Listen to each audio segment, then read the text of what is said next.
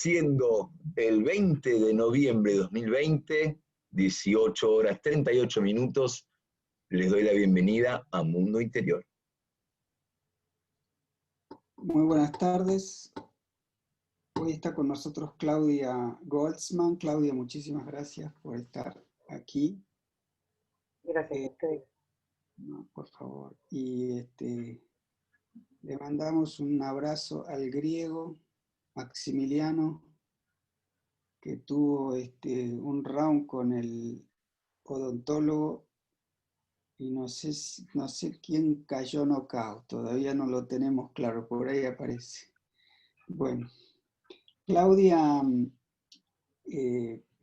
nació y reside en Buenos Aires y desde siempre dibuja y pinta, pero cursó la Escuela de Bellas Artes Emiliano Pueyrredón y la Escuela de Vidrio de Berazategui. Es una de las fundadoras de la Red Muralista Argentina y del grupo Contraluz Mural, que seguro conocen. Cuando descubrió el vidrio, según ella afirma, se fascinó con la idea de hacer murales transparentes y se abocó a la realización de vitrales. Hace más de 20 años, el vidrio es el material principal de su obra. Esta materia sensible le permite trabajar con la luz y desde su esencia simbólica hablar de fragilidad, transparencia y delicadeza. Indaga en su trabajo lo intangible y misterioso de las relaciones humanas.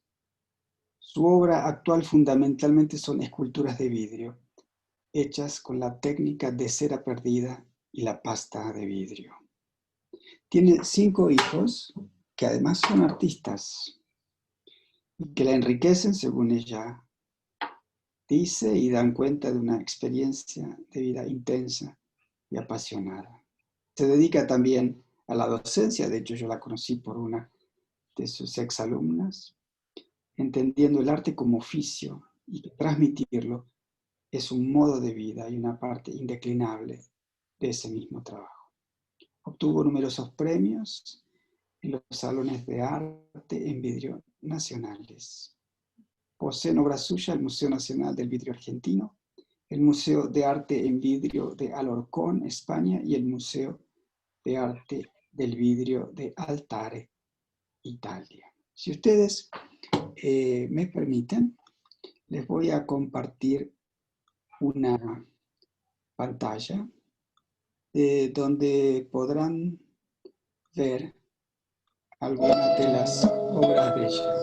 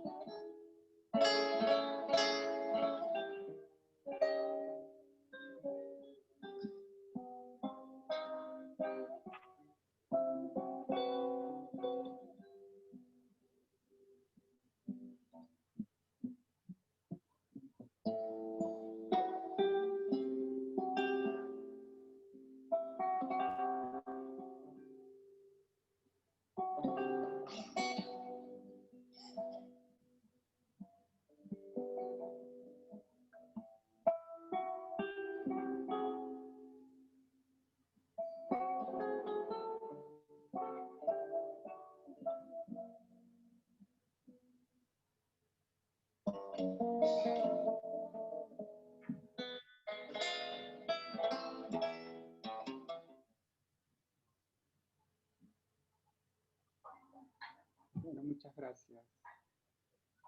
No, la verdad es que estoy muy agradecida de que me hayan invitado. Y lo de las imágenes fue una sorpresa, así que, bueno, muchas gracias. Yo escribí algo muy breve para poder charlar hoy y voy a leer un cuento después de esto que yo escribí. Mis triunfos y mis riesgos no son los que se cree. Existen glorias distintas de la gloria y hogueras distintas de la hoguera. He llegado casi a desconfiar de las palabras. Moriré un poco menos necio de lo que nací. Estas palabras, tomadas del libro Opus Migrum de Marguerite Yourcenar, me acompañan hace mucho. ¿Quiénes somos? ¿Qué es triunfar? ¿Qué es arriesgarse? Pienso en las elecciones, en los caminos que vamos tomando y por qué. Ciertas pasiones a lo largo de la vida que queman igual o más que el amor. Son amores.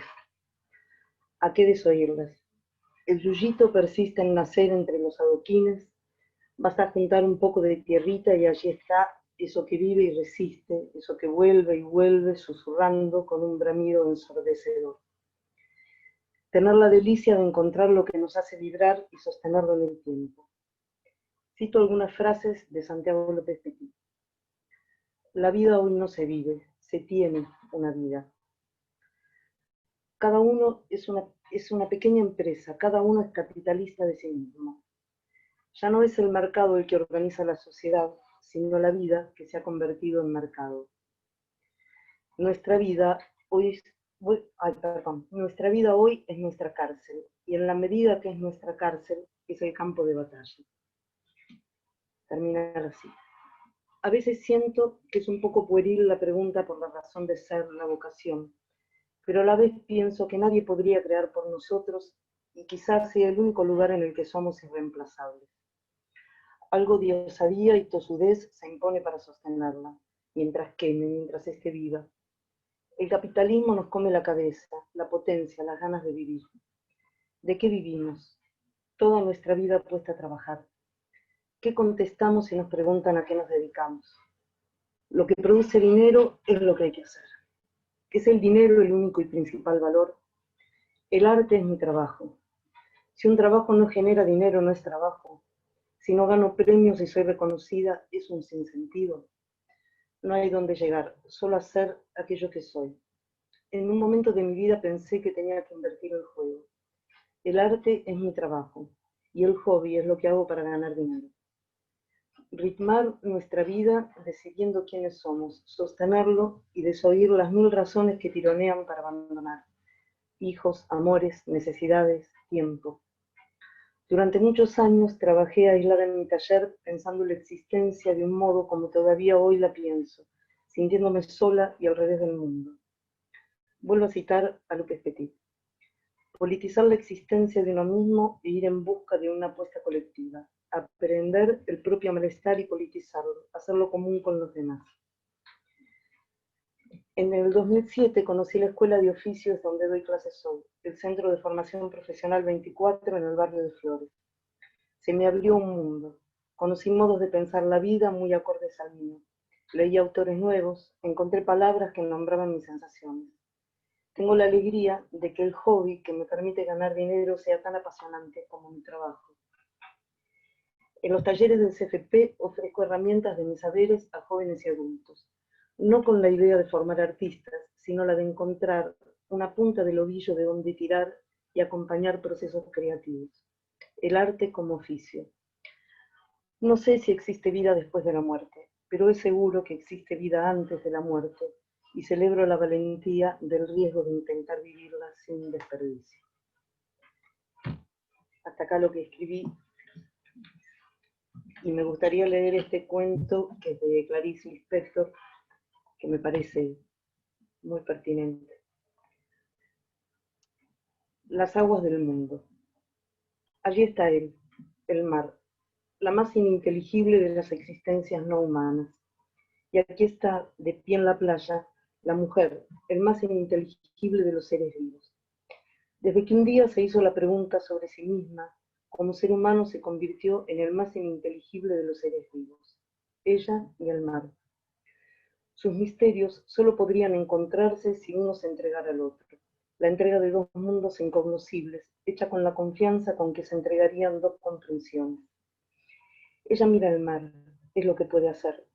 Él solo está delimitado por la línea del horizonte, es decir, por la incapacidad humana que a ella le impide ver la curvatura de la tierra. Son las 6 de la mañana. Solo un perro libre titubea en la playa, un perro negro. ¿Por qué son tan libres los perros? ¿Por qué es el misterio vivo que no se indaga? La mujer titubea porque va a entrar. El cuerpo se le consuela con su propia exigüidad en relación con la vastedad del mar, porque es la exigüidad del cuerpo lo que le permite conservarse cálido. Y es esa exigüidad la que lo hace pobre y libre de la gente, como una parte de libertad de perro en la arena. Ese cuerpo entrará en el frío ilimitado que ruge sin rabia en el silencio de las 6 horas. La mujer no lo sabe, pero está realizando un acto de valor. Vacía la playa a esa hora de la mañana, le falta el ejemplo de otros humanos que transforman la entrada al mar en simple y liviano fuego de vida. Está sola. El mar salado no está solo porque es salado y grande, y esto es una realización. A esa hora, ella se conoce menos todavía de lo que conoce al mar. Su osadía consiste en continuar, aunque no se conozca. Es fatal no conocerse, y no conocerse exige valor. Va entrando. El agua salada está tan fría que ritualmente le eriza las piernas. Pero una alegría fatal, la alegría es una fatalidad, ya la ha invadido, si bien ni siquiera sonríe. Al contrario, está muy seria. El olor es como el de una marejada vertiginosa que la despierta de sus más adormecidos sueños seculares. Y ahora ella está alerta, aún sin pensar, como está alerta sin pensar el cazador. La mujer es ahora compacta, leve y aguda, y se abre camino en la gelidez que líquida se le opone, y sin embargo la deja entrar, igual que en el amor, donde la resistencia puede ser un pedido. La lentitud del camino aumenta su osadía secreta y de repente se deja cubrir por la primera ola. La sal, el yodo, el líquido, todo la enceguecen por un instante, toda escurriendo, de pie y sorprendida, fertilizada. Ahora el frío se vuelve glacial. Avanzando, ella parte el mar por la mitad. Ya no le hace falta el valor, ahora está inmersa, antigua en el ritual. Hunde la cabeza en el brillo del mar y se echa atrás una cabellera que al salir chorrea sobre los ojos salados y ardientes. Pausada, la mano juega con el agua, los cabellos al sol ya están casi endurecidos de sal. Con el cuenco de las manos hace lo que siempre ha hecho en el mar, y con la arrogancia de los que nunca darán explicaciones, ni siquiera a sí mismos, con el cuenco de las manos llenos de agua, bebe, a tragos grandes, buenos. Y era eso lo que estaba echando de menos, el mar por dentro, como el líquido espeso de un hombre. Ahora está completamente igual a sí misma. La garganta alimentada se encoge por la sal, los ojos se enrojecen por la sal secada al sol. Las olas suaves la golpean y se van, porque ella es una muralla compacta. Vuelve a zambullirse. De nuevo bebe más agua, ahora sin voracidad, pues no necesita más. Es la amante que sabe que volverá a tenerlo todo. El sol se abre más y al secarla le da escalofríos. Ella se zambulle de nuevo, se siente cada vez menos ávida y menos aguda. Ahora sabe lo que quiere. Quiere quedarse parada en el mar. Y entonces así se queda. Como contra los costados de un navío, el agua golpea, vuelve, golpea. La mujer no recibe mensajes, no le hace falta la comunicación. Después vuelve a la playa, caminando dentro del agua. No camina sobre las aguas. Nunca haría eso, cuando ya hace milenios alguien caminó sobre las aguas. Pero esto no puede quitárselo a nadie, caminar dentro del agua. A veces el mar le opone resistencia y la empuja con fuerza hacia atrás, pero entonces la proa de la mujer se vuelve un poco más dura y más áspera y sigue avanzando. Y ahora pisa la arena. Sabe que brilla de agua, de sal y sol. Aunque dentro de unos minutos lo olvide, nunca podrá perder todo esto. Y de algún modo oscuro, sabe que sus cabellos que escurren son de náufrago. Porque sabe que ha sorteado un peligro tan antiguo como el ser humano. Acá me quedo.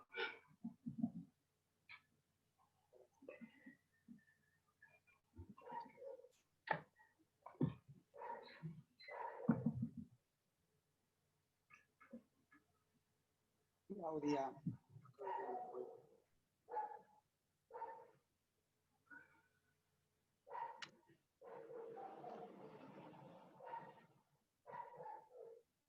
usado para hablar de arte. No te escucho. Perdón. ¿Ahora? Ahora sí. Has hablado del arte bajo dos expresiones. Una forma de vida. Se escucha, perdón, no sé si soy yo, pero lo escucho muy, muy bajito. ¿Escuchás muy bajo? ¿Ahora? ¿Sí? Mejor. ¿Ahora mejor? Ahora está mejor, pero antes te escuchaba bien. Que has hablado del arte al menos como una forma de vida y también como un trabajo.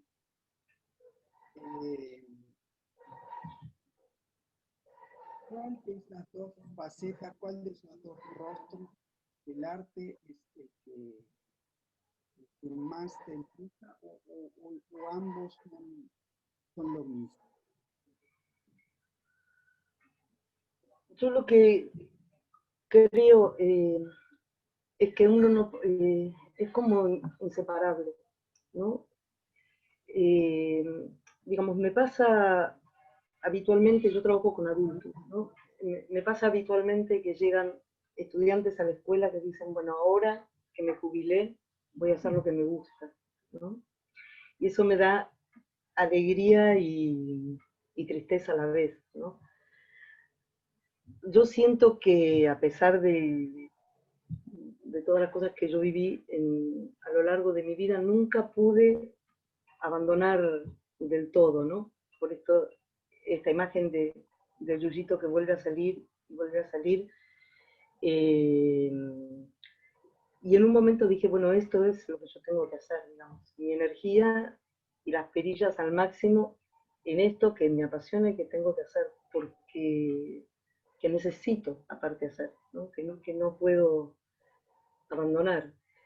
Y a veces siento que es como una cebolla que uno va abriendo, ¿no? ¿Cuál es el sentido? El sentido real de lo que hacemos, ¿no? Digamos, ¿qué sería llegar? ¿Qué sería, cuál es el sentido? Si, digamos, ganar premios o viajar o exponer o vender, no lo sé, pero siento que es como algo imparable que está bueno hacerlo, porque en verdad siento que está como muchas veces todo lo que habría que hacer, ¿no? Todo como poniendo barreras todo el tiempo, ¿no? Y en el medio se pasa la vida, ¿no? A mí Entonces, me gusta mucho, hay un autor del siglo XIV, me interesa ahora citarlo, pero que hablando de para qué vivimos, siglo XIV, ¿no? Murió en 1329, no sabemos bien, pero más o menos, 28,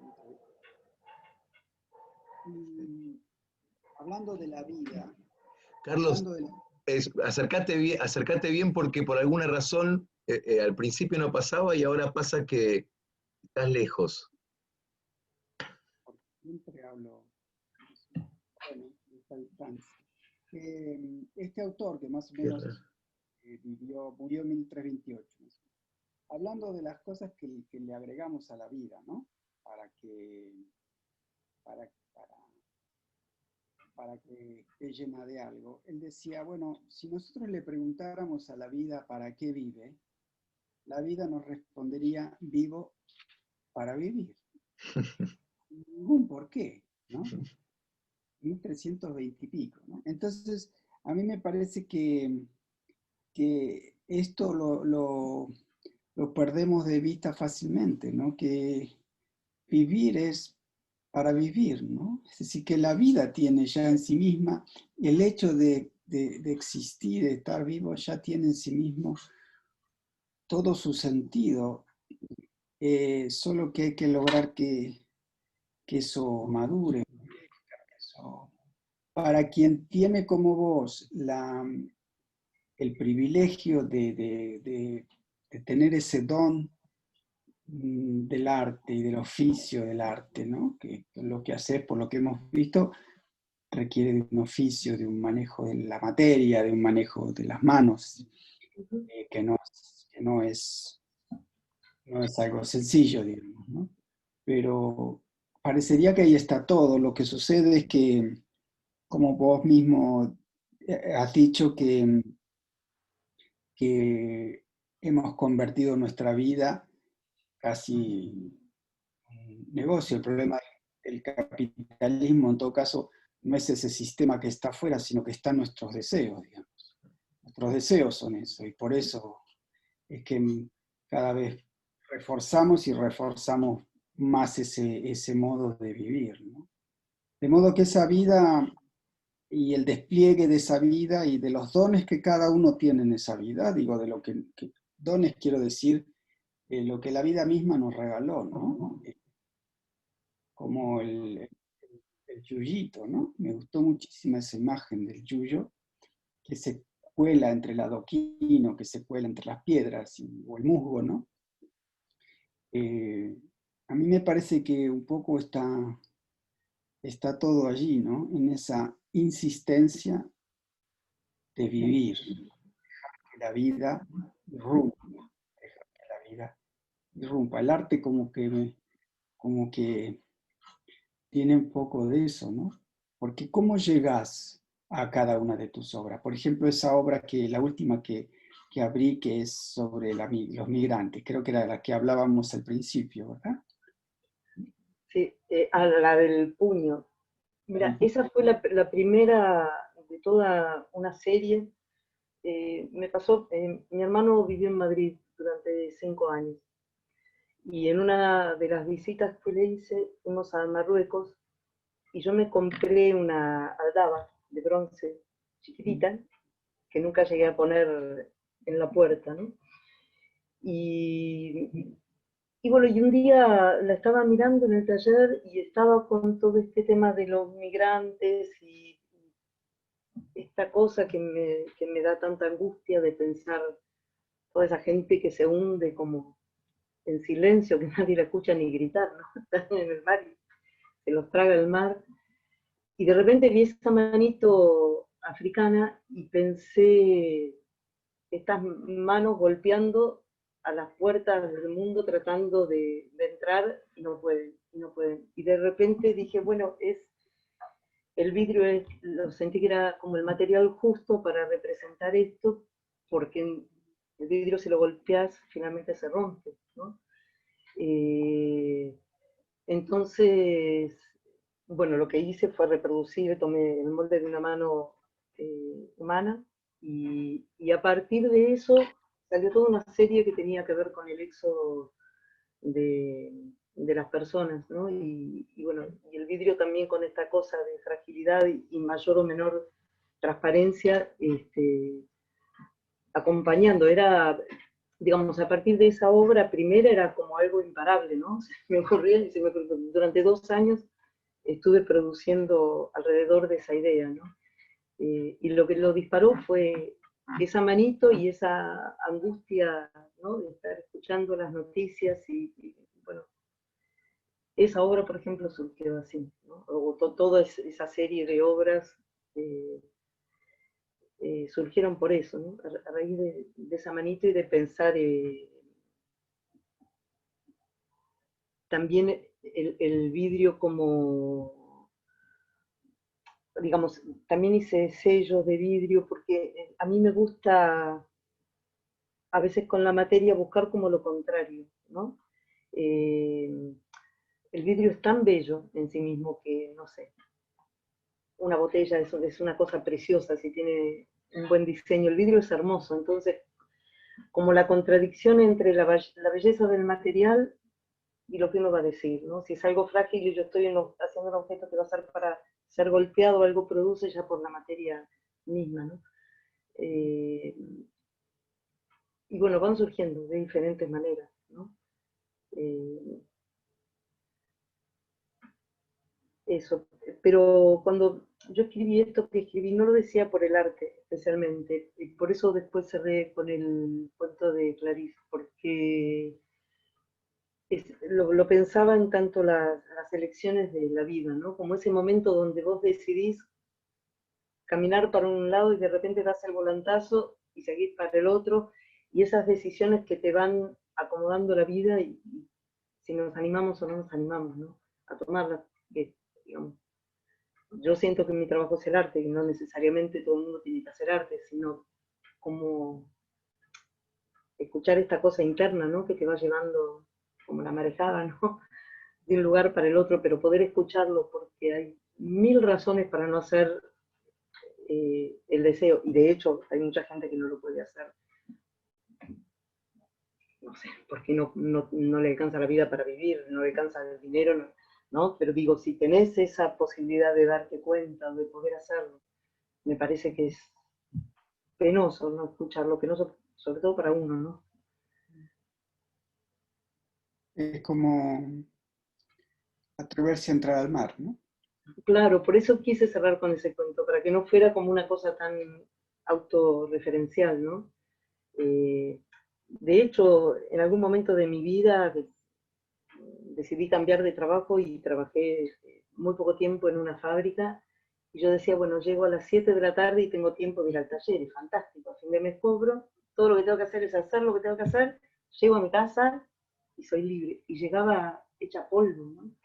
Llegaba en un estado que no podía, no quería, aparte de hacer ninguna otra cosa.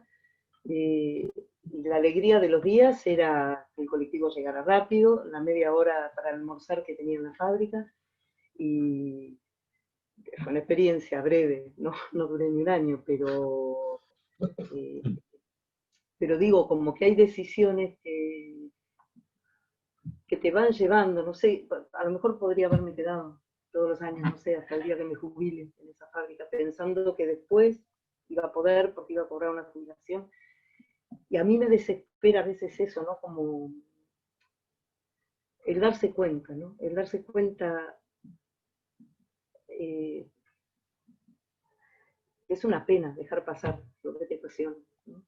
Si tenés la suerte de encontrarlo, porque a veces se pasa toda la vida y no lo encontraste, ¿no? No sé. Bueno, por suerte vos tenés eh, esa palabra tan, tan justa que es la necesidad, ¿no? En ese sentido, ahí vos no tenés tanto problema porque es una necesidad que tenés, entonces mucho tiempo no podés escaparle, entiendo yo. Igual quería ir un poco para atrás con respecto a, en un momento del creo que fue más del cuento de Clarice Lispector, me parece. Pero en todo caso, lo tomo todo como algo tuyo, ¿no? Y que hablaste del conocimiento, ¿no? De esa imposibilidad que tenemos de conocer, hay límites a nuestro conocimiento, y quizás yo pienso según la filosofía de mi maestro, que se llama Jean-Luc Marion, que es un filósofo francés, él ubica la obra de arte en un lugar paradojal. Y paradojal en un sentido muy profundo de cómo nosotros los seres humanos tenemos experiencia. Entonces, él hace su comparación, su desarrollo con la filosofía de Immanuel Kant, ¿no? Que él dice de alguna manera que tenemos condiciones a priori, una estructura de entendimiento que genera conceptos y una estructura de sensibilidad que ubica esos conceptos en el espacio-tiempo. Es decir, para nosotros tener la experiencia de esta virome, yo tengo que tener condiciones a priori, tengo que tener un concepto de la virome y tengo que ubicar en el espacio-tiempo. Y mi maestro dice que la obra de arte lo que hace es revertir esa experiencia, es decir, ejercer una contraexperiencia. Es como que desde afuera, en realidad, el sujeto es transformado y no al revés. No hay condiciones a priori del entendimiento, no hay conceptos, no hay conocimiento para explicar, según la experiencia del objeto, las obras de arte, ¿no? Es al revés. Es en realidad, cuando yo voy y miro un cuadro, yo no estoy transformando el cuadro, sino que estoy siendo transformado por la experiencia de la obra de arte, ¿no? Ejerce una contraexperiencia sobre mí. En realidad, el que está visto soy yo. No es que yo veo un cuadro, sino que él me ve a mí. Y ahí pasa algo. Yo te quería preguntar, en tu experiencia artística, ¿no? Esto de ponerse en riesgo, como decía Carlos, de lanzarse al mar, de la vocación, ¿cuánto de eso hay, digamos, en la creación artística? ¿Cuánto de eso hay de que en realidad al crear la que está siendo transformada sos vos? Lo dijiste un poquito recién, me gustaría por ahí que amplíes. ¿Hasta qué punto en realidad la que es la materia virgen sos más bien vos que el vidrio que tallás, digamos, ¿no? ¿Qué relación hay entre la materia que transforma la creación artística y vos, digamos? ¿Quién hace qué, digamos? Si es la obra, ¿cómo ocurre la creación? Es muy fuerte, eso que decís es muy fuerte, que me pasa en este momento, sobre todo con la escultura, ¿no? Eh, no sé si podría explicarlo, ¿no? Por ejemplo, Ese es todo el me problema. pasó, pero sí te puedo decir lo que me pasa, porque, por ejemplo, lo que me preguntaba Carlos de esa manito surgió de una manera. Este verano, por ejemplo, me pasó que hice una obra que son 5 figuras, una encima de la otra. Yo modelo en cera, ¿no? No tallo el vidrio, sino que modelo en cera, hago un molde refractario y después en el horno se hace una colada como la fundición de bronce, pero en vidrio. Y era algo imparable, ¿entendés? No es que yo pensaba, otras veces dibujo, pero esta vez ni siquiera, ¿no? Y era cada día ir armando una figura más sobre esa torre y ni siquiera las terminaba, era como algo que no podía parar, ¿no? En enero creo que las hice, en enero sí, y las tengo en el horno recién hoy, ¿no? Ahora, esa cosa, de hecho, creo que allá están moldes que tengo que romper y tienen el vidrio adentro. Pienso que también la materia con la que uno trabaja es algo muy importante, ¿no? Porque esa pasión, que es esto que yo te digo inexplicable, que no sé de dónde me salieron esas figuras, ni por qué tampoco esas figuras. De repente tenía la sensación de personas que se iban sosteniendo unas a otras, unas a otras, unas a otras, ¿no? Y apoyándose sin lastimarse, ¿no? Es que te estás pisando, no era una cosa desesperada, sino de sostén. Esa era la sensación que yo tenía. Y a partir de eso trabajé. Quizá un poco también movida por la idea de la frontera, ¿no? De esto de subir y pasar del otro lado, ¿no? Como del salto.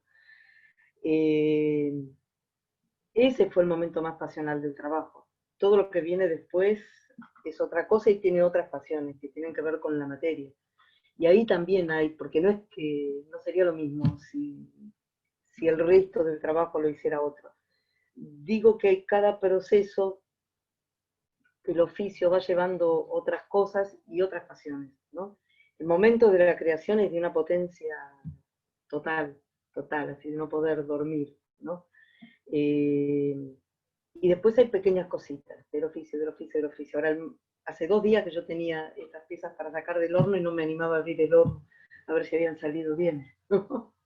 Y ahora es abrir y es empezar a pulir y es empezar a encontrar la piel del vidrio y son como distintas pasiones.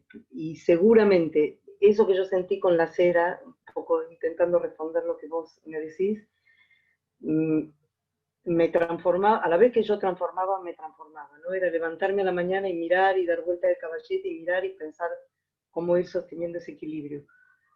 Y ahora me va a pasar lo mismo, ¿no? Digamos, cuando me anime a romper el molde y a verlo y vea esa pieza con la transparencia o opacidad de acuerdo al vidrio que elegí, hay algo que me va a volver a producir emoción, pero desde otro lado, ¿no? Porque, digamos, la pieza sale que es como un horror, ¿no? Llena de conexiones, de bocas decoladas, todo opaca, ¿no? Entonces, en tanto uno va cortando todo eso que sobra y aparece, la obra es como un nacimiento, iba a decir, y es un nacimiento, ¿no? Y bueno, después por ahí no me gusta y la desestimo, pero sí que transforma. Y aunque la obra no sea mía, y habría que ver, ojalá lo que yo hago sea arte, hago todo lo que puedo o lo mejor que puedo, pero pensaba cuando te escuchaba hablar, eh, cuando uno ve una obra, eh, aunque la conozcas, aunque la hayas visto en reproducciones, de repente ves la obra en sí. Y, yo pude viajar recién muy grande, ¿no? A los 50 años, viajé por primera vez, me subí a un avión y toda la vida había mirado libros. Y me acuerdo que vi en París unas obras de Modigliani y yo lloraba por el rojo, te juro que nunca me había pasado algo así. Ese rojo a mí me produjo una emoción que me hacía llorar, y no era ni la imagen, ni los rostros, ni los cuellos, era el rojo. ¿No? Me sentí un poco estúpida, pero hasta que lo que me pasaba era eso. ¿No? O algo, es como, el otro día hablamos con mi profesora de pintura, que la admiro un montón, Graciela Genovés, y ella decía lo que pasa cuando tenés la posibilidad de ver un Rembrandt, ¿no? Yo sentía que, aparte de no poder despegarme, terminábamos siendo amigos. Yo estaba conversando con un señor que estaba ahí mirándome, ¿no?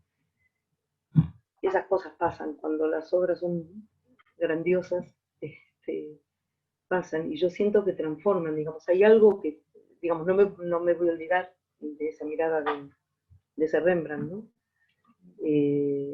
Y no sé si se puede explicar mucho, pero sucede, ¿no? Sucede. Sucede, creo que lo que Marlon quiere decir es que eso que sucede justamente, que es un acontecimiento y por ende sucede a pesar nuestro, a pesar de el creador, a pesar del espectador, es algo que sucede más allá de nuestras herramientas de comprensión y explicación. Él termina diciendo algo así como que en el fondo eso que ocurre, el acontecimiento, en este caso estético, es un llamado, ¿no? Y que de última, y es lo que siento cuando te escucho, ¿no? Es que en el fondo uno lo único que hace es como responder, como que habría algo que ocurre y uno lo único que puede estar es atento a escuchar y responder, pero mucho más, digamos, por supuesto responder significa en este caso trabajar, crear, transformar la materia, etcétera, pero siento como que en vos siento un poco eso bueno, no sé por qué pasó, no sé, eh, eh, y siempre respondiendo de un llamado que evidentemente al parecer es anterior, ¿no? Siempre anterior a nuestra impronta, digamos, ¿no? Yo siento que sí. Ahora, también, digamos, yo, viste que en la biografía yo decía, bueno, desde siempre dibujé, pinté. Yo a los 9 años pedí ir a estudiar pintura. Sin embargo, cuando entré a la Escuela de Bellas Artes en el año 77, digamos, yo pintaba y dibujaba todo el día, todo el día. La Escuela de Bellas Artes me mató, así, pero me fulminó, de hecho no la terminé. Eh, y no pude entender lo que me había pasado, creo que hasta que entré al CFP 24 y empecé a leer algunos autores, ¿no? Por eso le doy como tanta importancia al poder seguir eso en lo que uno cree, como, digamos, estuve 10 años sin hacer nada, 10 años de mi vida, con un sufrimiento que es tan interno, ¿no? Porque es como decir, bueno, nunca más, esto que yo creía que era mío, nunca más a suceder. Y sin embargo sucedió, digamos, cuando volví a trabajar no pude parar más, haciendo lo que sea, o dibujando, pintando, o con el vidrio, o con los murales. Y ahí es que también entendí qué tan unido estaba, porque yo lo que siento es que a veces estamos como en una cosa, me imagino los escritores o los pensadores, o en una cosa muy solitaria, ¿no?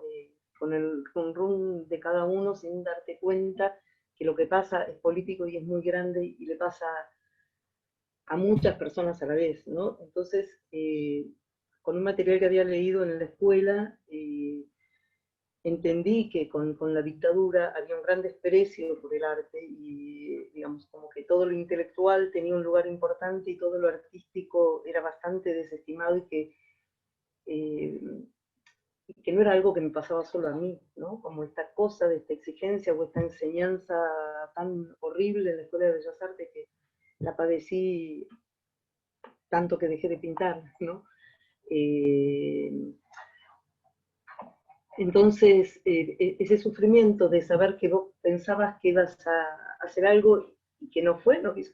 Así como pólvora húmeda, que no se encendió, me dolía tanto. Que, bueno, cuando esto vuelve, ¿no? Cuando el yuyito vuelve, creo que fui muy feliz y dije, bueno, puede haber impas en estas elecciones que uno hace, pero animarse, ¿no? A volver porque a veces es como si toda la enseñanza académica se dedicara más a sofocar que a tratar de producir, ¿no? Y no es tan fácil, ¿no? Es como que, no sé, tenés como todo en contra a veces, salvo el yuyito. Bellito. Sí. Claudia, has hablado recién de ese dolor, de ese sufrimiento que implica, que por un lado conlleva algo de no se sabe por qué se sufre, ¿no? Pero en el fondo es la imposibilidad de desplegar las alas, de desplegarse a sí mismo, ¿no? De dejar de ser crisálida y finalmente ser mariposa, digamos. Ahora, en tu vida, bueno, no solamente has logrado decidir quién querías ser, sino que lo has concretado. Tu obra tiene una contundencia que está claro en lo que hemos visto. Sin embargo, cualquier obra artística, pero quizá con una particularidad, lo que vos haces, la escultura en vidrio, transita el riesgo del fracaso. El fracaso que puede ser la resistencia a la materia, o el fracaso que puede ser el error, o el fracaso que puede ser lo que uno no controla de la parte del proceso de creación o de concreción de la creación, o de la misma idea. ¿Cómo, cómo es transitar ese fracaso? ¿Cómo se vive? ¿Qué pasa después? Mira, el vidrio especialmente es un material bastante frustrante, ¿no? Creo que para hacer vidrio uno tiene que tener, tiene que poder aceptar en principio que el vidrio se rompe, ¿no? Esto es como lo primero.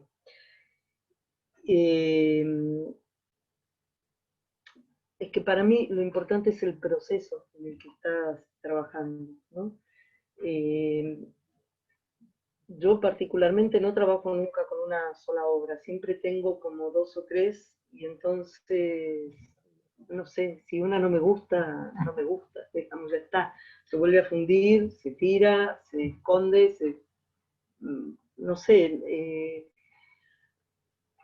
creo que me es más importante todo ese proceso de búsqueda que la obra en sí, porque una vez que la obra está hecha, es como que, bueno, el corazón a mí se me despega un poco, ¿no? De la cuestión, digamos, lo que me apasiona es siempre el proyecto en el que estoy trabajando.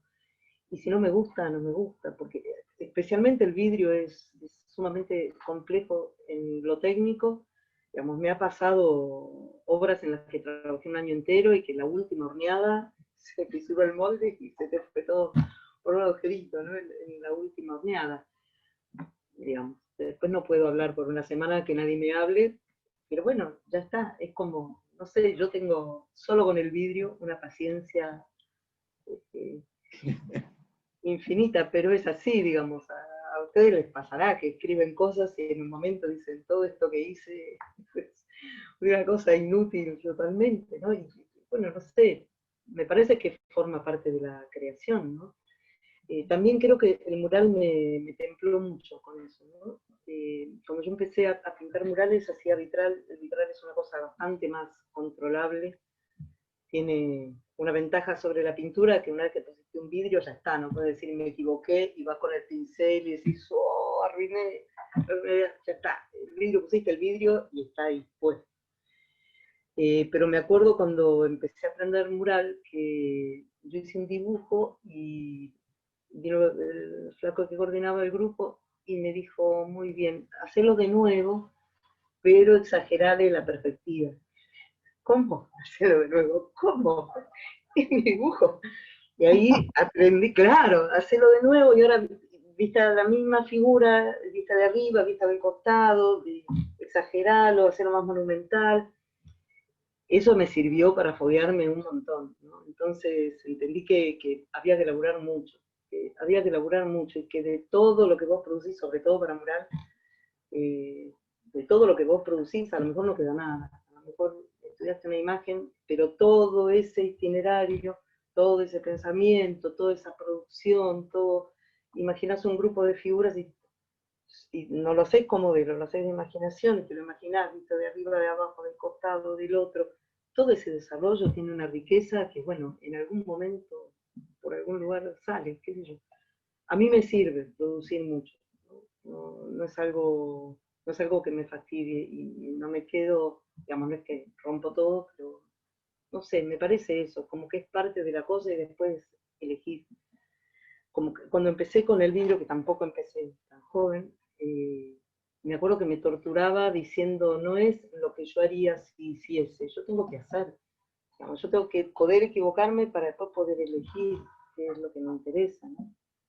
Eh, Así que eso a mí no me preocupa, me parece que hay que producir lo más que uno puede producir, ¿no? Y eso es lo que te da después la posibilidad de que no sea tan frustrante, ¿no?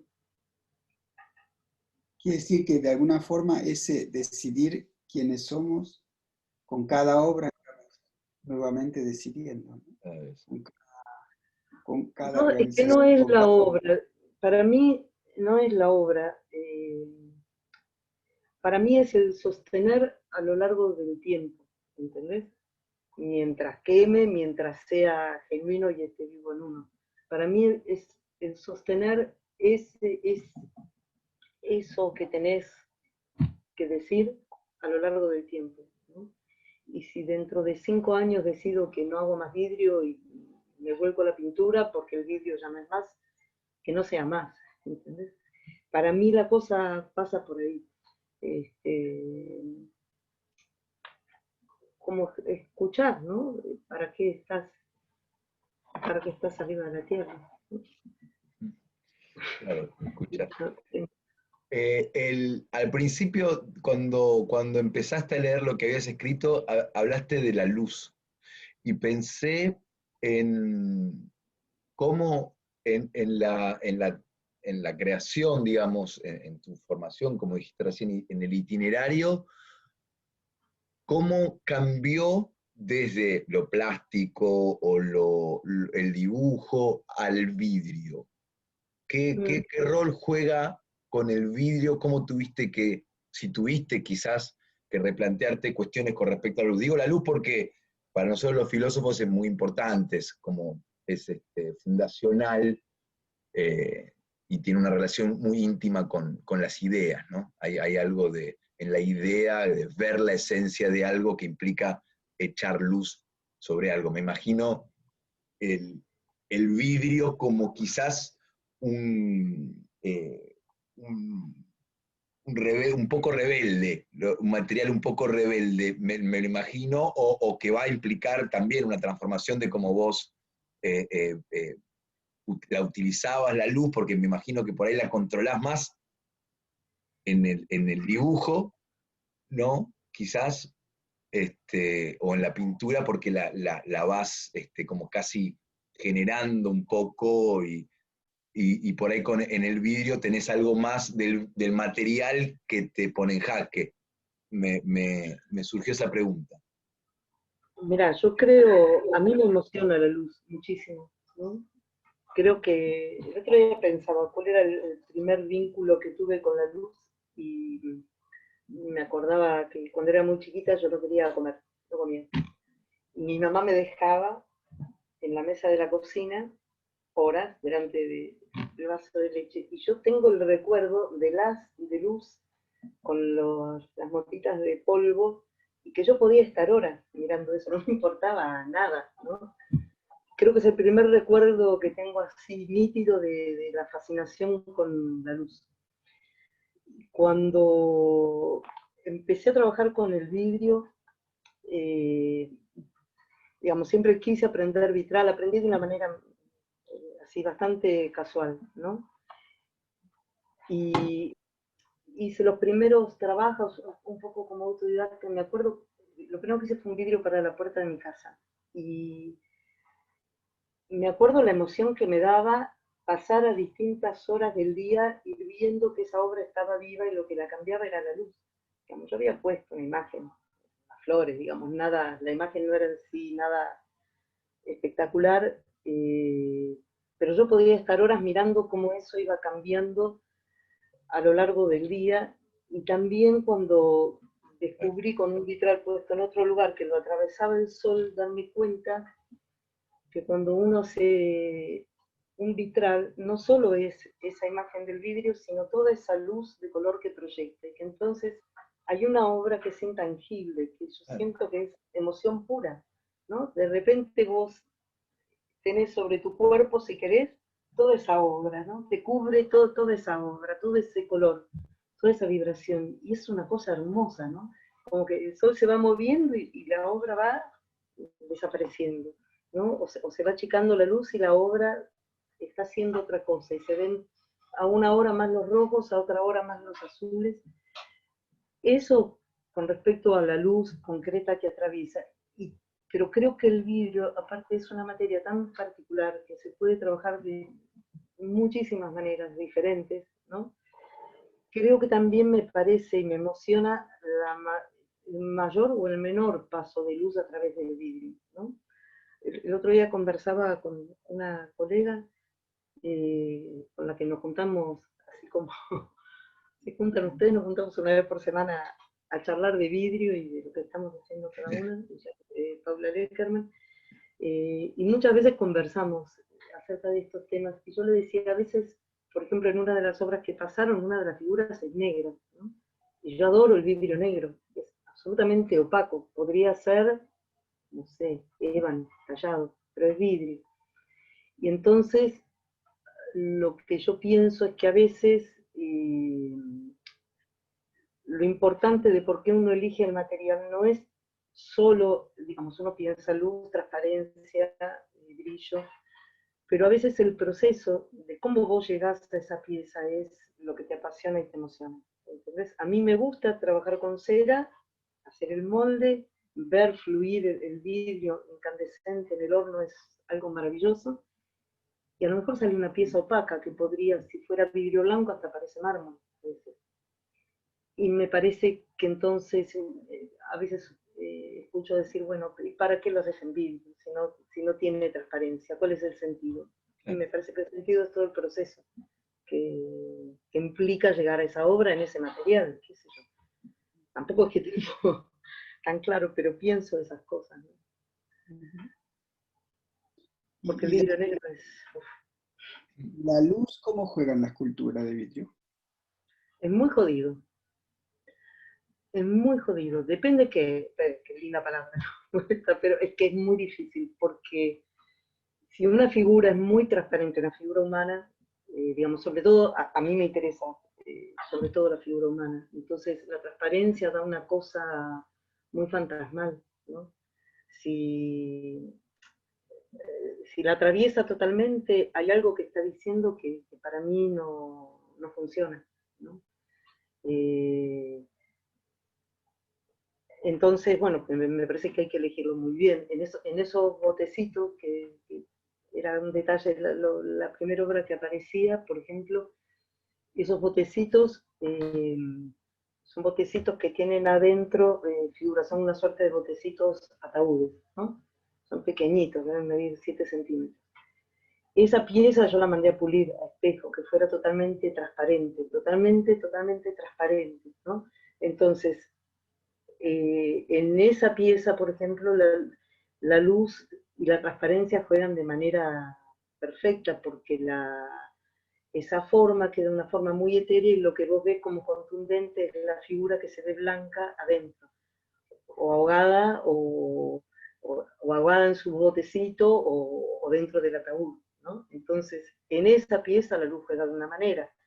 En esas figuras que una lleva, la que es la figura negra que lleva la otra sobre la espalda, bueno, la negra es contundencia y es sostén, y no sería tan fuerte si la luz la atravesara.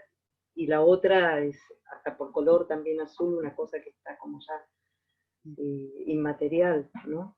Entonces, es muy importante la luz para el vidrio, pase más, pase menos, y todo eso son elecciones que en este material, que es maravilloso, son importantes, ¿no? Son importantes, hablan.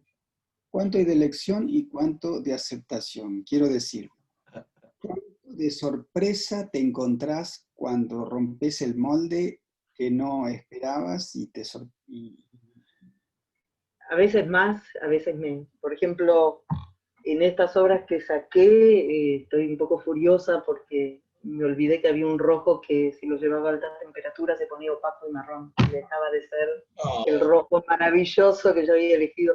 Y tenía como toda una teoría, pero es que es tan... El vidrio es una cosa increíble.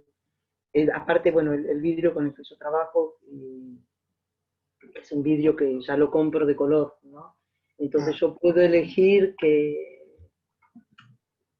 digamos, esta pregunta que vos hacés tiene muchas respuestas. Yo puedo elegir vidrios más o menos opacos que dejen pasar más o menos la luz, porque quiero que hablen determinada figura de, de diferentes maneras, ¿no? Pero digo, hay sorpresa, hay, a veces bastante desagradable, en general me pasa porque por ahí todo lo que estudié en el momento de ponerlo me lo olvido. Y bueno, pero también hay mucha búsqueda, ¿no?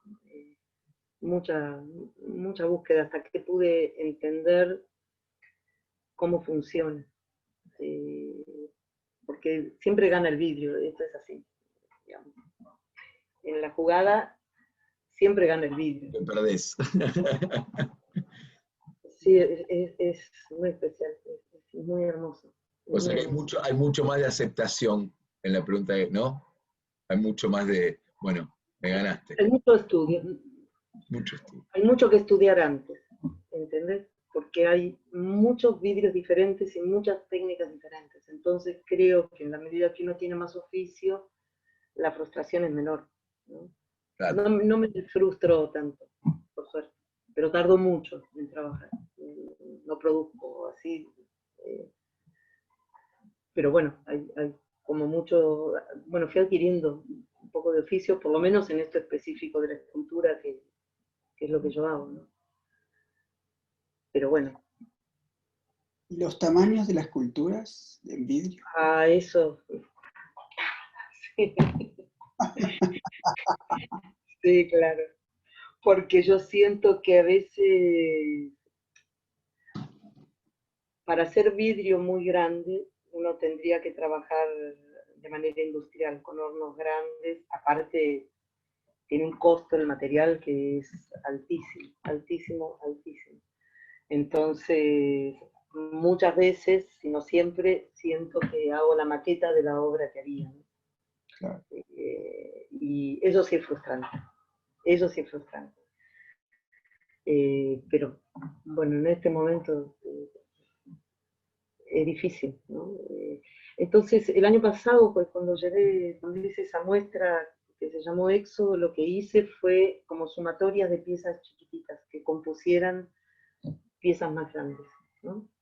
De algún modo eso lo resolví, o esa figura que es una escultura en arena y solo lo que se ven son los pies, por ejemplo, bueno, yo quería hacer una figura tirada en el piso bajo la arena y que fuera tamaño real, ¿no? Entonces, bueno, lo resolví con la arena. Pero, por ejemplo, cada pie de esa figura, que está colado hasta el tobillo, pesa 2 kilos. ¿Entendés? Es como muy, es arduo el vídeo. Es arduo. pero no me quejo, de ninguna manera. Al contrario. Bueno, el tiempo nos está indicando que debemos concluir. Maestro, ¿me lo permite? ¿O algo más para decir? Dos cosas. Dos cosas. Un par de cosas. Quisiera remarcar algunas cosas que dijiste. Me parece que lo del yuyito es muy importante. Esa insistencia. Escuchar lo que nos hace vibrar. Decidir quiénes somos. Después dijiste tratar de vivir sin desperdicio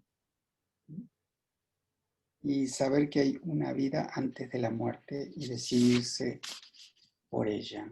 Me parece que son frases muy genuinas que nacen de una convicción profunda, honda, digamos, para no usar una palabra que tan vaciada, de una sensación genuina que vibra con el cuerpo, ¿no? Como impresionó mucho cuando hablabas del vitral que genera, está esa obra de arte allí, fija, y que genera, permanente, digamos, y que genera otra obra de arte fugaz, frágil, que incluso se estampa en nuestros cuerpos, y esos colores que se estampan, como bien dijiste, me impresionó mucho, son vibraciones. Quizá no las percibimos, pero nosotros seguramente algo nuestro vibra con esos colores que se proyectan sobre nuestro cuerpo, ¿no? Y que eso se ve en la potencia de tus obras. Te pregunté por el tamaño porque muchas de esas obras, a pesar de los riesgos, verlas en un tamaño impactante y el juego de la luz con eso debería ser maravilloso. Y con esto, si me permite, acá el jefe del cronómetro de Santiago, me gustó mucho lo de la punta del ovillo, referido a la enseñanza, referido a tu otra pasión que es enseñar. Me gustó mucho de la punta del ovillo, que supongo que eso lo compartimos los tres, porque los tres nos dedicamos a enseñar también, algo así como enseñar, y a mí se me ocurre que lo que tenemos que enseñar es que cada uno encuentre la punta de su propio ovillo, ¿no? Ujú. Claro. ¿No? ¿Cuánto te ayuda a enseñar a descubrir el camino tuyo en el arte? Me ayuda un montón. Me ayuda un montón porque en principio me da mucha alegría y me permite también poder poner en palabras muchas cosas, ¿no? Porque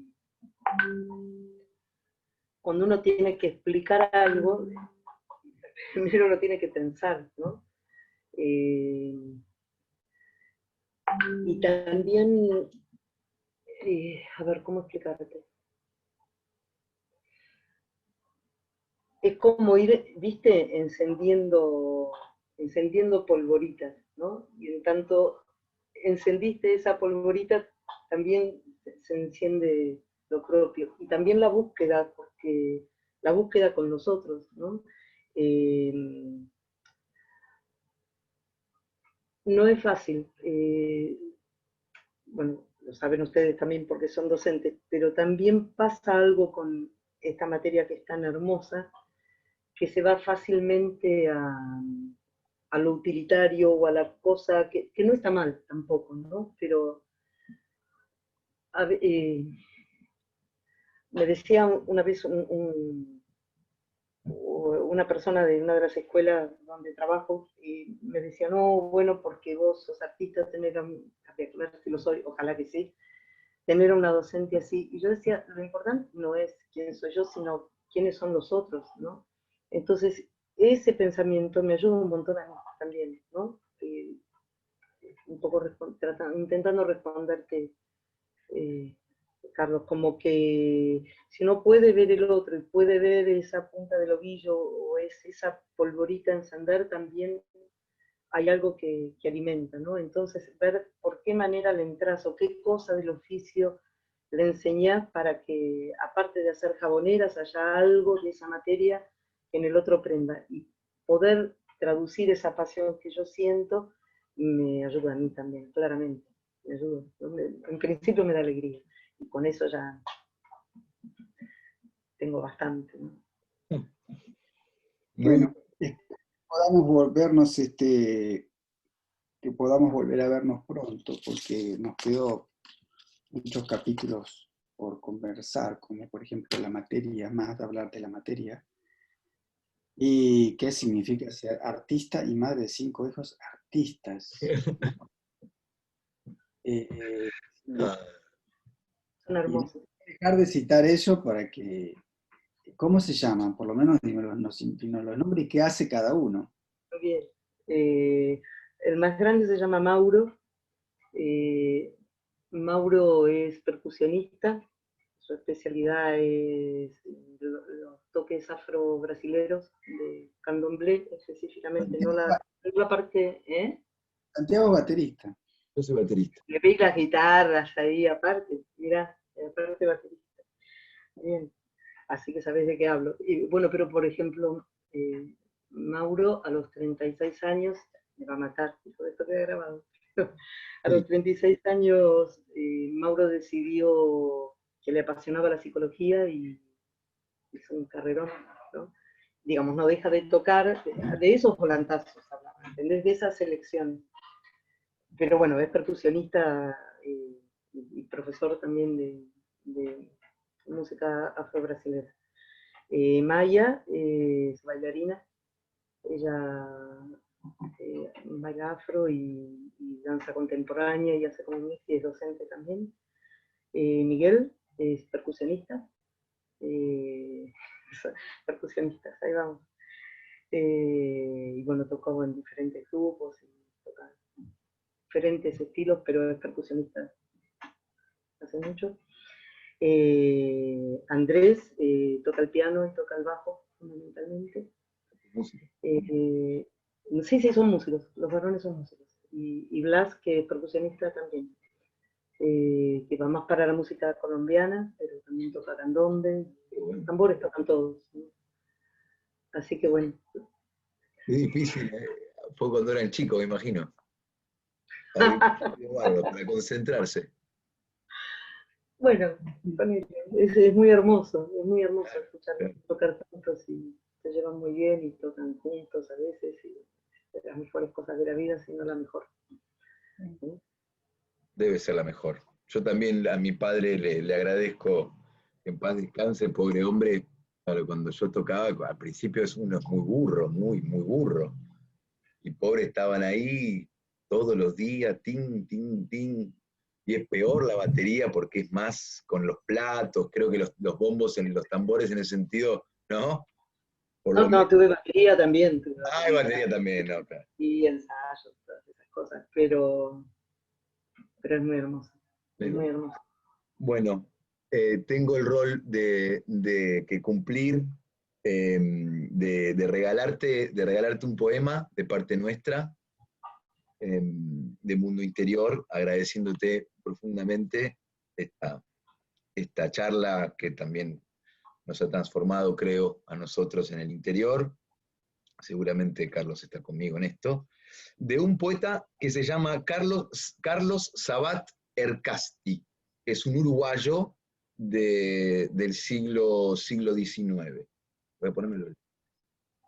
Y se llama, por supuesto, Alegría del Mar. Alegría del mar, alegría del mar, alegría del mar.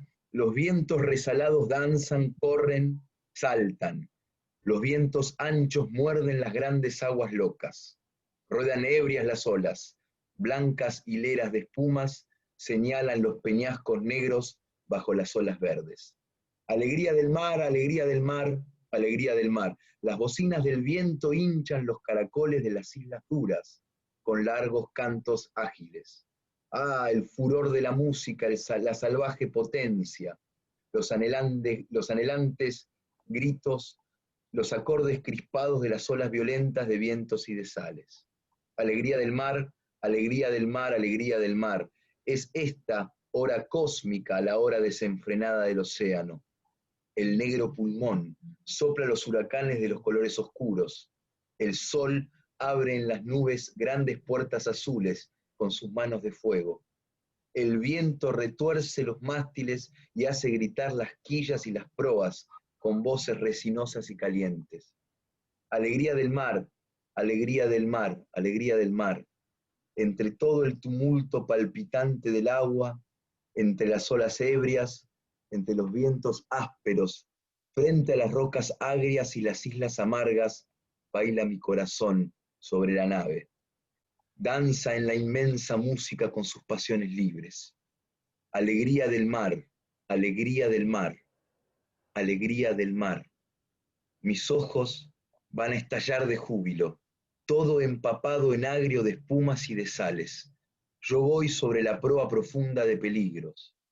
Los vientos me castigan ágiles y furiosos, las olas se levantan enloquecidas, ebrias.